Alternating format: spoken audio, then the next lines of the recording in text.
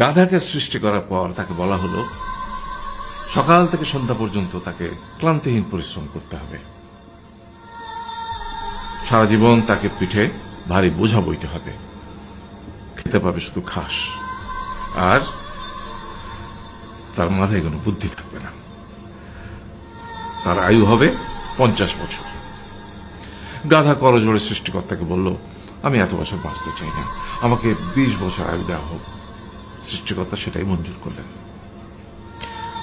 কুকুরকে যখন সৃষ্টি করা হলো তখন তাকে বলা হলো যে সে হবে মানুষের সবচেয়ে বড় বন্ধু, কিন্তু সে খাবে মানুষের উচ্ছিষ্ট, এবং তার আয়ু হবে 30 বছর।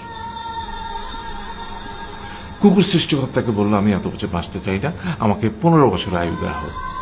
সেটাই মঞ্জুর করা হলো। এরপর বানরকে বলা হলো, তুমি শুধু গাছের এ ডাল থেকে ও ডালে ঝুল খাবে এবং নানান রকম ফন্দি ফিকির করে মানুষকে আনন্দ দিবে, তোমার আয়ু হবে 20 বছর। বানর বলল, আমি 20 বছর বাঁচতে চাই না, আমাকে 10 বছর দেওয়া হোক। সেটাই মঞ্জুর করা হলো। এবার এলো পুরুষ মানুষের পালা। তাকে বলা হলো যে তুমি হলে প্রাণীকুলের মধ্যে সবচেয়ে বিচক্ষণ এবং বুদ্ধিমান, সেই জন্য তোমাকে প্রাণীদের শিরোমণি করা হলো এবং তোমার আয়ু হবে 20 বছর। তখন পুরুষ মানুষ বলল, করজোড়ে বলল সৃষ্টিকর্তাকে যে 20 বছর আয়ু অত্যন্ত কম, হে প্রভু, আমাকে ওই গাধার সে যে 30 বছর আয়ু চায়নি সেটা আমাকে দেয়া হোক, ওই যে কুকুর 15 বছর ফিরিয়ে দিয়েছিল সেটাও আমাকে দেয়া হোক, আর যে বানর 10 বছর নেয়নি সেটা আমাকে দেয়া হোক।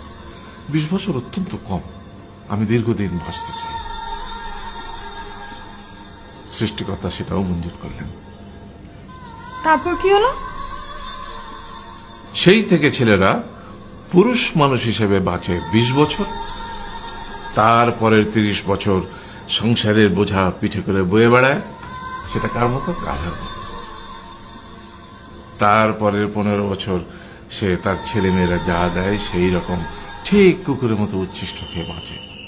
আর তারপরে বৃদ্ধ বয়সে ঠিক বানরের মতো, যেমন গাছের এডাল থেকে ওডাল ঝুল খায় বানর, তেমনি এই ছেলের বাড়ি থেকে ওই ছেলের বাড়ি, আর নানান রকম ফন্দি ফিকির করে তার নাতি নাতনিদের আনন্দ দেওয়ার চেষ্টা করে।